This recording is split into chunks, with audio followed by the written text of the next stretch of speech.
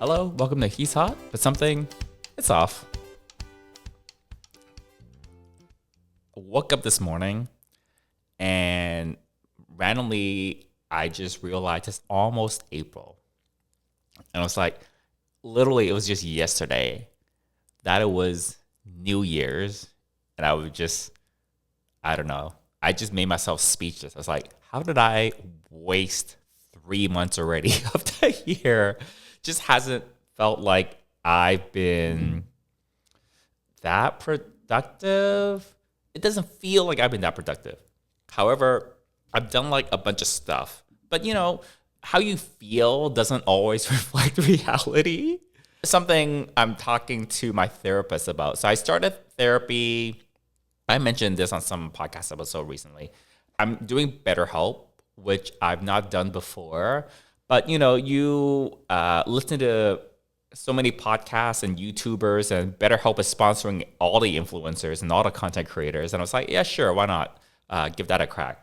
I actually matched with a therapist that I like quite a bit. It's very important to have, it's very important to click with your therapist because it's someone that ideally you be able to kind of open up a lot to. I mean, otherwise therapy is probably not going to be that effective if you don't really open up and are able and feel comfortable talking about all the whatevers that are in your closet. So yeah, I got matched up with someone, but it wasn't the first match. At least with something like BetterHelp, there's like a bunch of different therapists you can match up to. When you do BetterHelp, you've not done it before. You answer like a whole bunch of questions, and then they just based on that pick a therapist for you. But you're free to switch to some other therapist whenever you want. By the way, this is not sponsored. I'm just really just doing my own experience here. And the first person was like, I didn't even had a session with them, but you can chat with whoever you're matched up to. And this person, just weird. It was just weird. Like, they wanted like all this information, and they wouldn't do video calls. They just wanted to do like phone calls or something. Blah blah blah. So I ditched him real fast, and I found the therapist that I have now.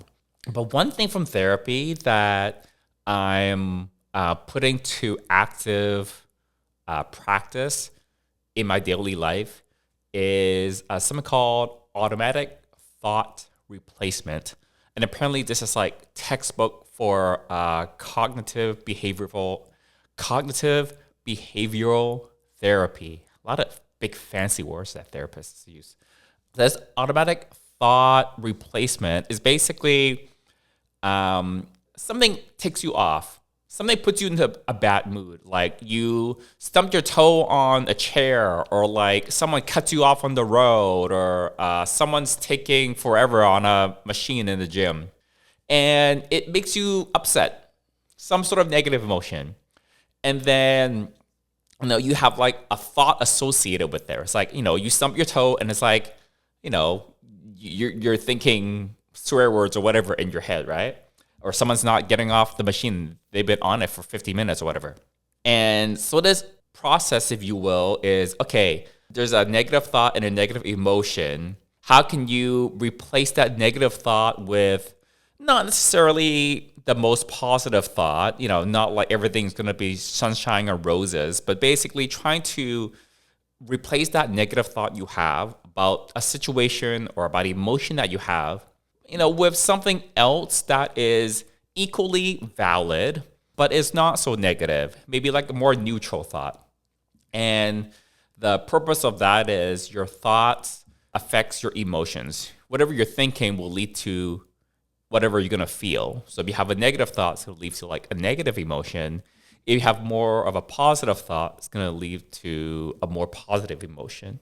So throughout the day, you know what? If I'm just at home, it's quite rare to have any substantially negative emotions.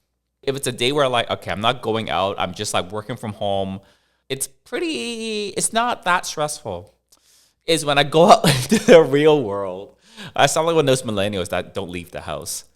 But it's, like last week's podcast, I talked about why do people keep walking into Why do people keep walking into me? And I'm actually glad to hear a couple of your comments where some of you feel the same way. 2 of the 3 of you that are listening feel the same way and have that experience sometimes. I was coming out of Trader Joe's. I went to the gym today, had to pick up some groceries at the Trader Joe's downstairs afterwards, and checked out. Everything was cool. Was walking towards the exit, and it's like automatic sliding doors. Coming at it kind of sort of like at an angle from like the side, not just like down the middle. Obviously, like this chick on her phone walks like through the middle of the sliding doors, the entry, which is fine. Like, you head towards the door, you go down the middle. But I'm like right there, and she just like refuses to like even make a little bit of room for me. So I cut that off. That had it coming. At that moment, in my head, I had some choice words for her. Just in my head, I would never just like lash out at someone like that. But that's where like this automatic replacement, thought replacement, tool was useful. It's like, okay, I'm pissed off that this was not aware of her surroundings and not aware that she is in a public place and that you sometimes have to make some room for other people that are not her. And I was like, you know what? I should give her the benefit of the doubt. You always have to think about like, oh, put yourself in that person's shoes.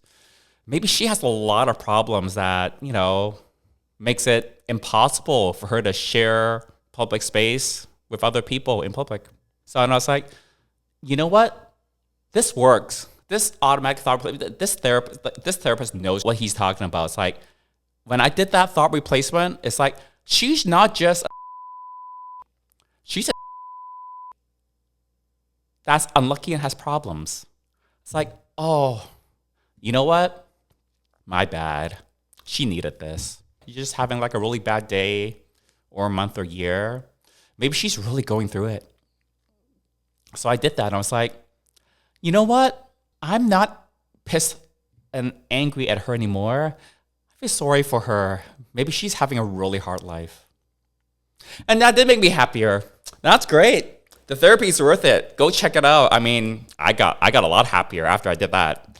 And my therapist tells me to practice it multiple times a day. And I find that it's really great to practice on all the people that piss me off in the real world. That's just one little example. I recommend you do it the next time someone pisses you off in public. There you go. Most of you probably have a facial cleanser and moisturizer already, so I want to tell you about Shield and Slay DP, which is an anti-pollution hydration spray I formulated specifically for my skincare line, Serve Labs. This is actually a product I've been looking for years now and haven't been able to find on the market, which is something that was a hydration spray but also has anti-pollution, antioxidant properties for your skin. Shield and Slay DP is the ultimate double protection defense for your skin, teaming up antioxidants, probiotics, along with hydrating ingredients to fend off environmental stressors and aggressors. You can use it as part of your daily skincare routine, but I've also designed it so you can use it while you're out and about, on an airplane, or whenever your skin feels dry, dull, or a bit worse for wear. All you have to do is spray it on.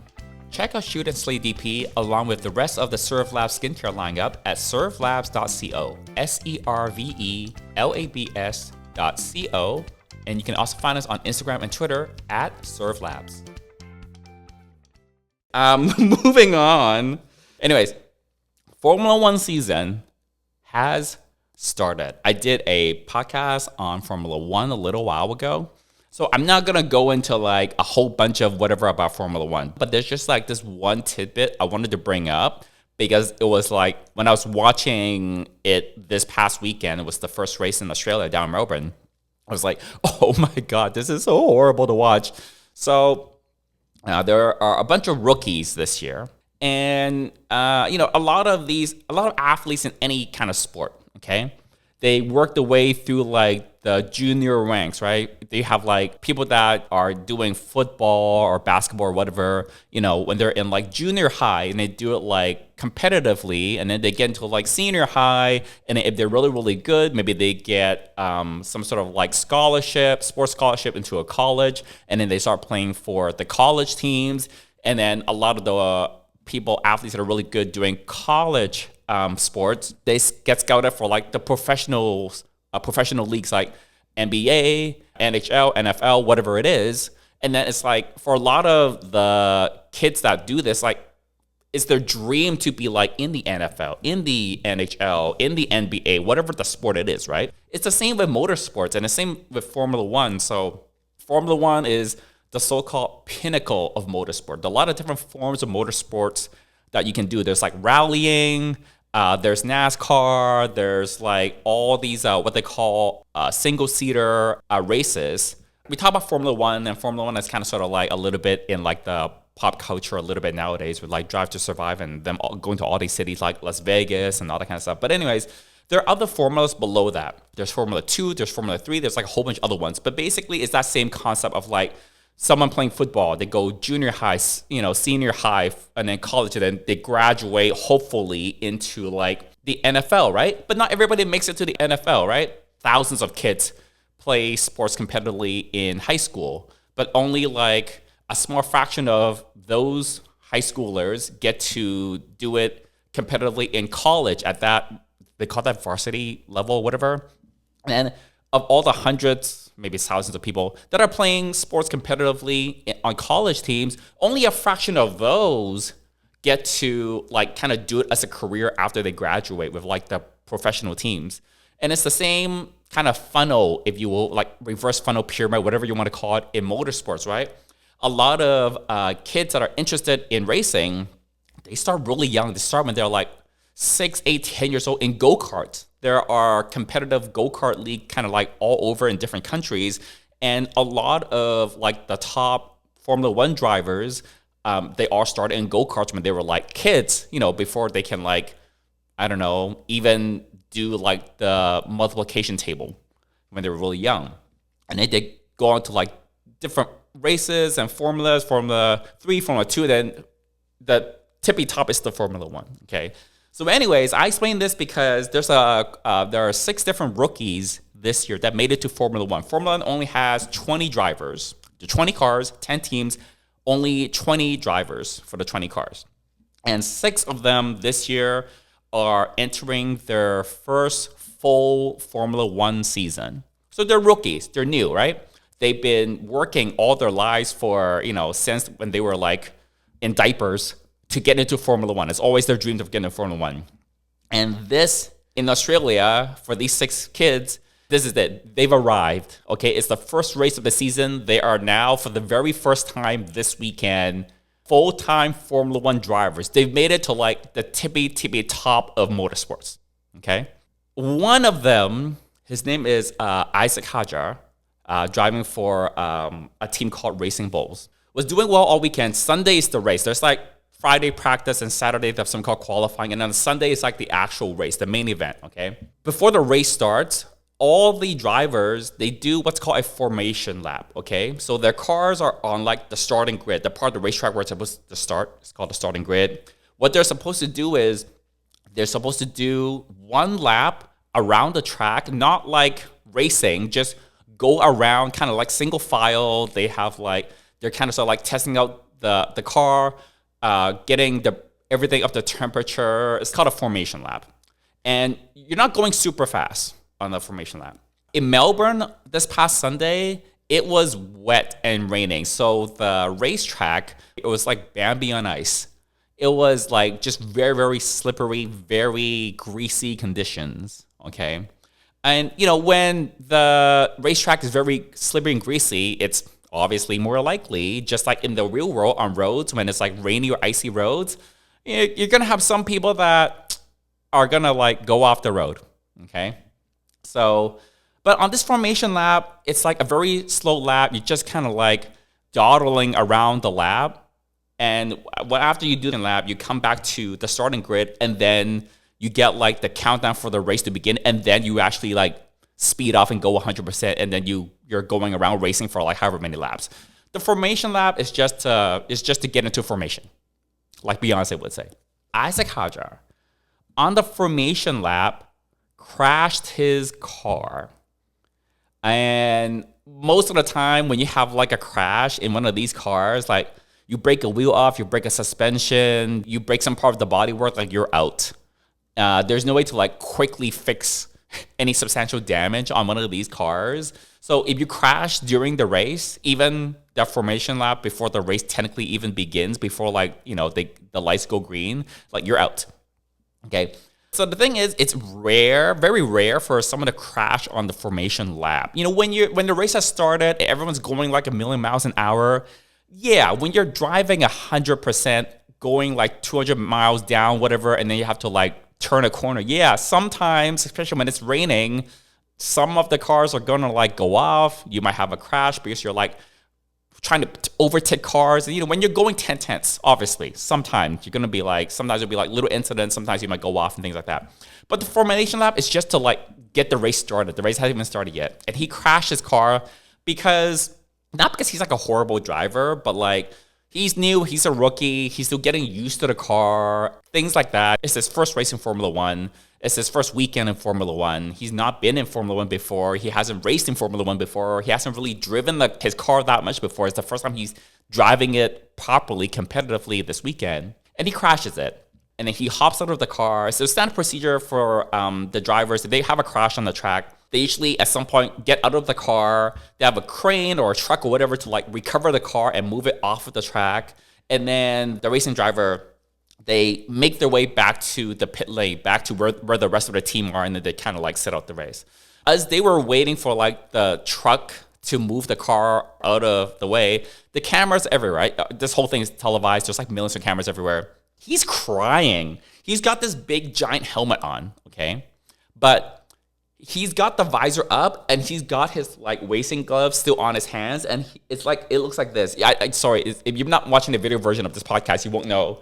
Imagine someone in a racing helmet, the visor is up, the guy's hands with his driving gloves still on, poked into where the visor opening is, and like his head is like dug down, and he's like hunched over, like he's clearly crying, okay?